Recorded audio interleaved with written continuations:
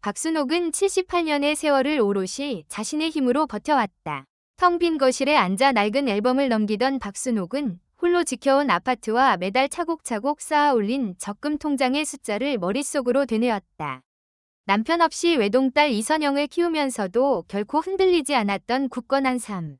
그것은 박순옥의 유일한 자부심이자 마지막 버팀목이었다. 차가운 공기가 감도는 거실에서 박순옥은 자신의 노후를 든든하게 지켜줄 그 돈이 언제까지 온전히 남아있을지 알 수 없어 조여오는 불안감에 손을 꽉 쥐었다. 이 아파트만이 박순옥이 세상을 떠나기 전까지 기댈 수 있는 안식처였다. 그 시각, 박순옥의 딸 이선영은 굳게 닫힌 카페 문 앞에서 주저앉아 있었다. 한때는 젊은 활기와 커피 향으로 가득했던 그 공간은 이제 곰팡이 냄새와 폐업의 그림자만이 짙게 드리워져 있었다. 이선영은 빛바랜 간판을 올려다보며 카페에 쏟아부었던 열정과 희망이 파도처럼 밀려와 온몸을 덮치는 고통에 이를 악물었다. 그녀의 꿈은 산산이 부서져버린 도자기 조각처럼 바닥에 흩뿌려져 있었고 이선영은 더 이상 버틸 힘이 없었다. 얼마 지나지 않아 이선영은 박순옥의 아파트로 들이닥쳤다. 거친 숨을 몰아쉬며 현관문을 열고 들어선 이선영은 박순옥의 무릎 앞에 주저앉아 그녀의 앙상한 손을 붙잡았다. 이선영은 붉어진 눈으로 흐느끼며 박순옥에게 울먹였다. 엄마, 딱 한 번만. 이번 한 번만 살려줘. 이선영인 나에게 엄마 적금 통장이 필요해. 이것만 있으면 다시 시작할 수 있어. 이선영의 간절한 목소리가 박순옥의 귓가를 파고들었다. 그 목소리는 박순옥의 심장을 날카롭게 핥히는 비수 같았다. 박순옥은 넋 나간 듯 딸 이선영을 내려다보았다. 애처롭게 매달리는 이선영의 모습에 박순옥의 심장은 찢어지는 것 같았다. 딸을 향한 깊은 사랑이 박순옥의 모든 이성을 흐리게 만들었다. 하지만 동시에 박순옥은 평생을 아끼고 모아온 노후 자금이 한순간에 날아갈 수도 있다는 생각에 등골이 오싹해졌다. 아파트 담보대출과 적금 통장은 박순옥이 이 험한 세상을 버텨온 마지막 보루였다. 박순옥은 흔들리는 동공으로 이선영을 바라보며 마른 침을 삼켰다. 딸의 불행과 박순옥의 미래가 저울 위에 놓인 듯 아슬아슬하게 흔들렸다. 박순옥은 깊은 절망감에 휩싸인 채 눈을 질끈 감았다. 이제 박순옥에게 선택의 시간이 다가오고 있었다. 박순옥에게 선택의 시간이 다가왔다기보다는 이미 그 시간은 지독한 현실이 되어 박순옥의 일상을 갉아먹는 중이었다. 그날 이후 이선영은 박순옥의 아파트 문턱이 닳도록 찾아왔다. 매일같이 찾아온 이선영은 처음에는 적금 통장을, 다음 날에는 아파트 담보대출까지 요구하며 한숨 돌릴 틈도 주지 않았다. 이선영은 어머니의 도움으로 자신의 인생이 송두리째 바뀔 것이라며 이번 한 번만 도와주면 더 이상 기댈 곳이 없을 것이라며 박순옥에게 매달렸다. 딸의 목소리는 애처로웠지만 그 애원은 마치 박순옥의 심장을 갉아먹는 존벌레처럼 느껴졌다. 박순옥은 이선영의 반복되는 애원에 깊은 한숨을 쉬었다. 그 한숨 속에는 딸에 대한 연민과 함께 자신의 노후가 위태로워질 수 있다는 구체적인 두려움이 서려 있었다. 평생 피땀 흘려 모은 돈이었다. 젊은 시절 남편이 일찍 세상을 떠난 뒤 박순옥은 홀로 어린 이선영을 키우며 악착같이 살아왔다. 한 푼이라도 아끼기 위해 닳고 다른 옷을 입고 남들이 쉬는 날에도 허리 한 번 제대로 펴지 못한 채 고된 노동을 이어갔다. 오로지 이 아파트와 적금만이 박순옥이 그 고통스러운 시간을 견뎌낸 유일한 보상이었다. 이제 이선영은 그 유일한 보상을 자신의 손으로 찢어버리려 하고 있었다. 박순옥은 딸의 눈물에 흔들리는 마음을 다잡으려 했지만 딸의 절박함은 박순옥의 단단했던 결심마저 흔들리게 했다. 밤이 되면 박순옥은 아파트 창밖을 멍하니 바라보았다. 희미하게 불 밝힌 건물의 불빛들이 마치 박순옥의 갈등처럼 아득하게 느껴졌다. 딸의 불행과 박순옥 자신의 노후가 저울 위에 놓인 채 위태롭게 흔들렸다. 박순옥은 어느 한쪽도 놓을 수 없는 고통스러운 딜레마에 빠져 밤잠을 설치기 일쑤였다. 새벽녘까지 이어진 고민은 박순옥의 눈 밑에 깊은 그림자를 드리웠고 몸과 마음은 갈수록 지쳐갔다. 이선영의 얼굴에는 절박함만이 가득했지만 박순옥의 머릿속에는 복잡한 계산기와 함께 불안한 미래의 그림자가 어른거렸다. 과연 이선영의 이번 한 번만 이 박순옥에게도 진정 한 번의 기회로 끝날 수 있을까? 박순옥은 과거에도 이선영의 사업 실패를 여러 번 지켜보았다. 그때마다 이선영은 이번 한 번만이라며 박순옥의 지갑을 열게 만들었다.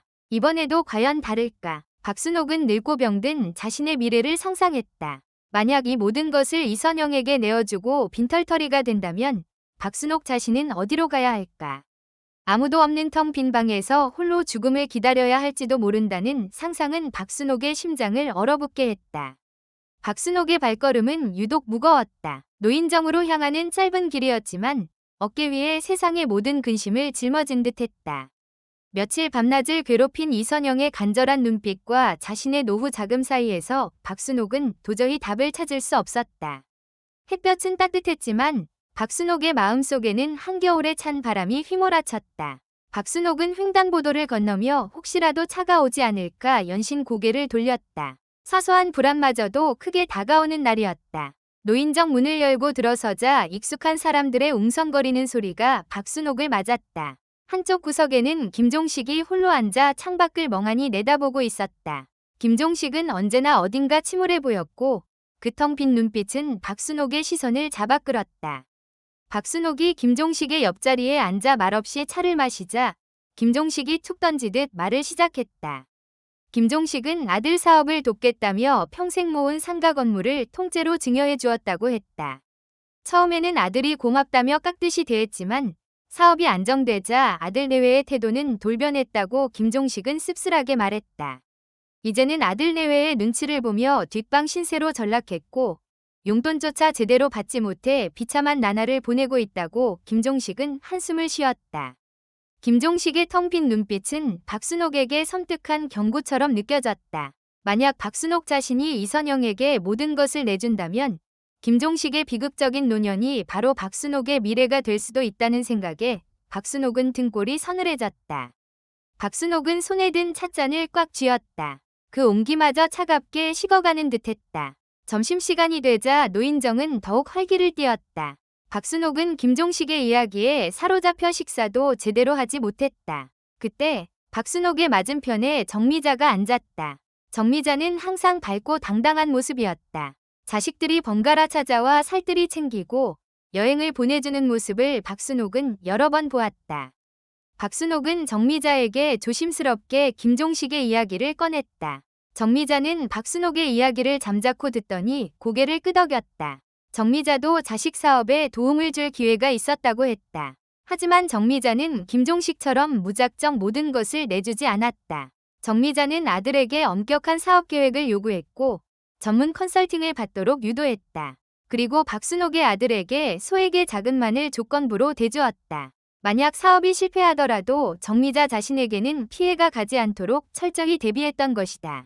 정미자는 아들이 자신의 힘으로 성공의 길을 찾도록 현명하게 유도했고 그 결과 아들은 사업에 성공하여 정미자의 노후까지 책임지는 효자가 되었다고 말했다. 정미자의 얼굴에는 만족스러운 미소가 번졌다. 정미자는 자식들에게 존경받으며 안정적인 노후를 보내고 있었고 박순옥은 그 모습에 감탄할 수밖에 없었다. 박순옥은 김종식의 비극적인 노후와 정미자의 현명한 노후를 머릿속에서 끊임없이 비교하며 깊은 고민에 빠졌다. 과연 박순옥 자신은 어떤 선택을 해야 할까? 이선영에게 무조건적인 사랑을 베푸는 것이 과연 옳은 길일까? 박순옥은 턱을 괴고 한참을 말없이 앉아 있었다. 박순옥의 눈빛은 흔들렸지만 그 안에는 어떤 결심의 불씨가 피어나는 듯했다. 박순옥은 노인정에서 돌아와 집으로 향하는 발걸음 내내 굳은 표정을 풀지 못했다. 아파트 문을 열고 들어서자 거실 소파에 앉아 휴대폰만 만지작거리던 이선영이 박순옥을 쳐다봤다. 박순옥은 이선영의 눈을 똑바로 마주하며 천천히 웃을 때였다. 오늘 노인정에서 김종식 영감을 만났다는 말로 시작한 박순옥은 그가 자식 사업에 모든 것을 내어준 뒤 빈껍데기가 되어버린 삶을 애써 담담하게 설명했다. 딸의 눈치를 보며 겨우 끼니를 해결하는 김종식의 모습, 텅 비어버린 그의 눈동자까지 박순옥은 목이 메는 듯한 어조로 이야기를 이었다. 이선영은 처음에는 무관심한 듯 휴대폰 화면만 응시했지만 박순옥의 목소리에 배어있는 깊은 슬픔과 경고를 알아차린 듯 점차 시선이 박순옥에게로 고정되었다. 박순옥은 김종식의 이야기 끝에 한숨을 쉬며 정미자 여사의 현명한 대처 방안도 덧붙였다. 자식에게 무작정 돈을 쥐어주는 대신 철저한 사업 계획과 전문가의 컨설팅을 요구한 뒤 소에게 자금만을 조건부로 지원해 주었다는 정미자의 이야기는 이선영의 얼굴에 미묘한 변화를 불러왔다. 박순옥은 정미자가 자식들에게 존경받으며 안정적인 노후를 보내고 있다는 사실을 강조하며 이선영이 자신의 노후를 위태롭게 할까봐 걱정하는 박순옥의 진심을 조심스럽게 드러냈다. 박순옥의 말은 이선영에게 무언의 경고처럼 들렸을 터였다. 이선영의 얼굴에서 여태껏 보였던 애처로움과 간절함은 순식간에 사라지고 낯선 분노가 그 자리를 채웠다. 이선영의 입술이 굳게 닫혔고 눈빛은 차갑게 얼어붙었다. 이선영은 박순옥이 자신을 믿지 못하는 것이냐며 날카로운 어조로 되물었다. 그 말 속에는 서운함을 넘어선 격렬한 배신감이 묻어났다. 박순옥은 순간 움찔했지만 이선영의 감정을 자극하지 않으려 애쓰며 그저 깊은 한숨만을 내쉬었다. 박순옥은 그저 김종식의 비극적인 사례를 통해 딸 이선영에게 현실을 직시하게 하고 싶었을 뿐이었다. 하지만 이선영의 분노는 거기서 멈추지 않았다. 이선영은 자리에서 벌떡 일어나더니 박순옥을 향해 한 걸음 다가섰다. 이선영의 눈은 흔들림 없이 박순옥을 노려봤고 그 시선은 박순옥의 심장을 꿰뚫는 듯했다. 이선영은 차갑고 낮게 으르렁거리는 목소리로 자신이 이렇게 무너지면 박순옥 또한 마음 편할 리 없다고 쏘아붙였다. 그 말은 분명 협박이었다. 이선영의 입에서 나온 섬뜩한 경고에 박순옥의 온몸은 차갑게 얼어붙었다. 등골을 타고 싸늘한 기운이 번져나갔고 박순옥은 숨조차 제대로 쉴 수 없었다. 박순옥의 눈앞이 아득해지는 듯했다. 딸의 분노가 이렇게까지 커질 수 있다는 사실에 박순옥은 경악했다. 자신이 평생을 바쳐 지켜온 노후 자금을 요구하는 것을 넘어 이제는 자신을 위협하는 듯한 이선영의 태도에 박순옥은 깊은 충격을 받았다. 평생 이선영을 위해 헌신했다고 생각했던 박순옥은 이선영의 말 한마디에 자신이 얼마나 위태로운 상황에 놓여 있는지를 뼈저리게 깨달았다. 박순옥은 이선영이 자신에게 의지하며 애원하는 딸이 아닌 자신의 노후를 갉아먹는 존재처럼 느껴졌다. 거실의 공기는 무겁게 가라앉았고 두 사람 사이에는 차가운 침묵만이 흘렀다. 박순옥은 굳어버린 몸을 겨우 움직여 소파에 힘없이 주저앉았다. 이선영은 여전히 박순옥을 노려보며 어떤 말을 더 쏟아낼지 모르는 위협적인 기운을 내뿜고 있었다. 박순옥은 생각의 실타래를 풀 수 없었다. 뒤엉킨 질문들이 박순옥의 머릿속을 헤집었다. 딸의 불행을 외면할 수도 없었고 그렇다고 자신의 모든 것을 내어줄 수도 없는 딜레마는 박순옥의 어깨를 짓눌렀다.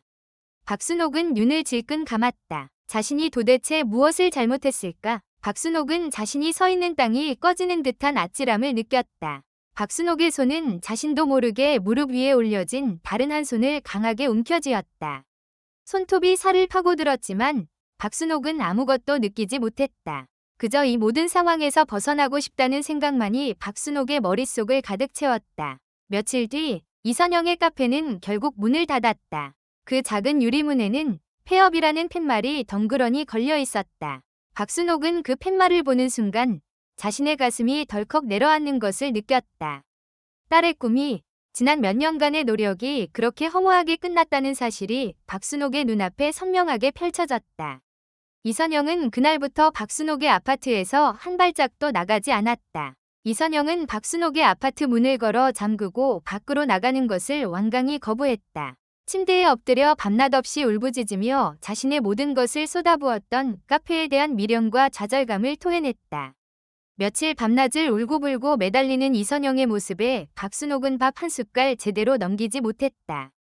잠시만 눈을 붙이려 해도 이선영의 울음소리가 박순옥의 귓가를 맴돌았다.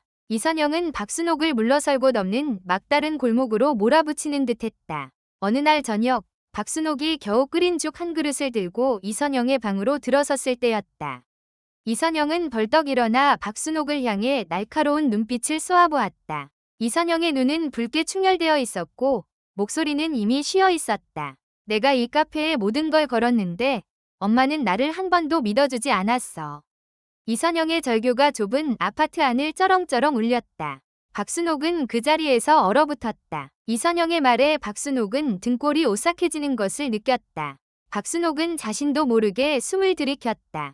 이선영의 절규 앞에서 박순옥은 지난 세월을 되돌아봤다. 안정적인 직장을 그만두고 카페를 차리겠다던 이선영의 말에 박순옥은 맹렬히 반대했었다.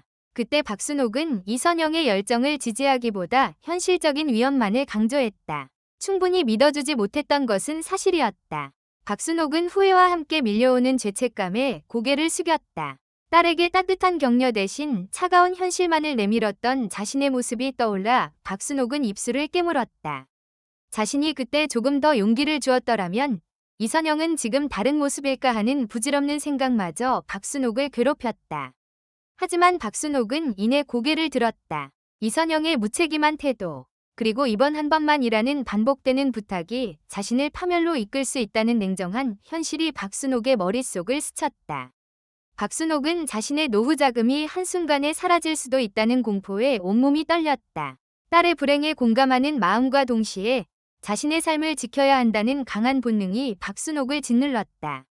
박순옥의 머릿속은 갈갈이 찢어지는 듯했다. 무조건적인 사랑이 독이 될 수도 있다는 김종식의 비극적인 사례, 그리고 현명한 선택으로 자신의 노후를 지킨 정미자의 조언이 박순옥의 뇌리를 스쳤다. 그날 밤, 박순옥은 아파트 거실에 앉아 밤새 한숨도 못 잤다. 창밖은 이미 새벽빛으로 물들고 있었다. 박순옥은 굳게 닫힌 이선영의 방문을 한참 동안 바라보았다. 박순옥은 무릎 위에 두 손을 가지런히 모았다. 그리고 결심했다. 박순옥은 더 이상 흔들리지 않을 것이었다. 박순옥은 지금까지 자신을 오가매던 모든 두려움과 망설임을 떨쳐버렸다. 박순옥은 입술을 꽉 다물었다. 박순옥은 거실 한가운데에 놓인 작은 탁자 위에서 도장함을 꺼내들었다. 주저함 없는 박순옥의 손이 도장을 거머쥐었다. 박순옥에게는 그것이 마지막 날인이 될 참이었다. 박순옥의 손은 망설임 없이 도장을 움켜쥐었다. 그것은 박순옥의 마지막 도장이 될 터였다. 그 다음 날 아침, 박순옥은 단호한 표정으로 이선영을 이끌고 집을 나섰다. 이선영은 영문을 모른 채 끌려가듯 박순옥의 뒤를 따랐다. 두 모녀가 도착한 곳은 법무사 사무실이었다. 박순옥은 테이블에 앉아 법무사에게 미리 준비해둔 서류를 내밀었다. 아파트를 담보로 대출받는 대신 이선영에게 일정한 조건이 붙은 어머니 딸 간의 채무계약서를 작성하자는 박순옥의 요구였다. 이선영은 계약서라는 말에 불안한 눈빛으로 박순옥을 바라보았다. 법무사는 계약서의 내용을 차분히 설명했다.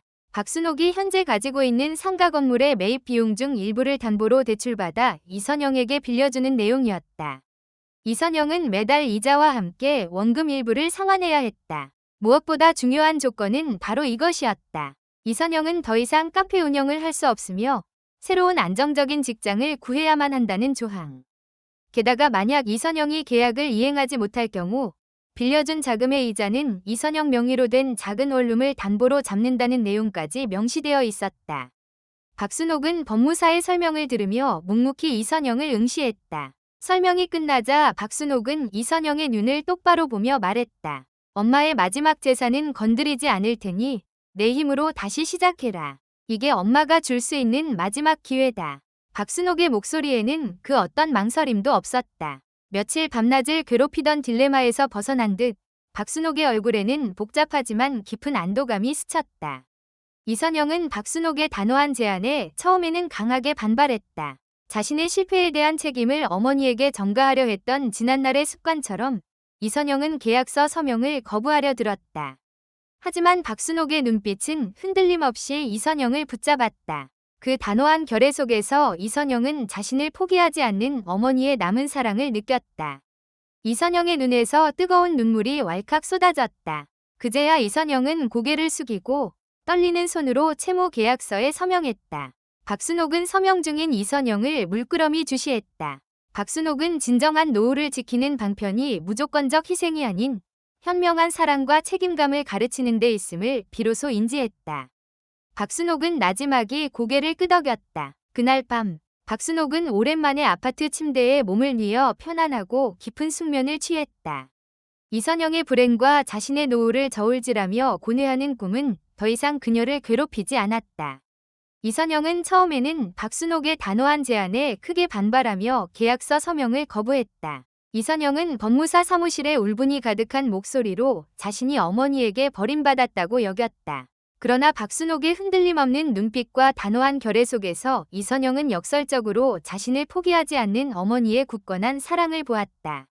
그것은 비록 차갑고 현실적이지만 이선영에게 스스로 일어설 마지막 기회를 주려는 현명한 사랑임을 깨달았다.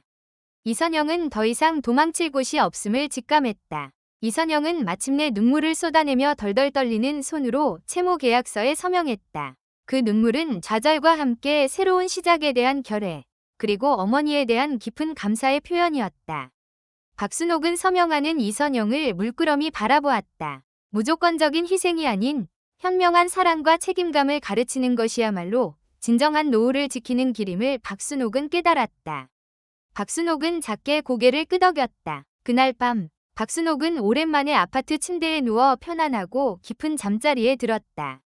더 이상 이선영의 불행과 자신의 노후 사이에서 갈등하는 꿈은 꾸지 않았다.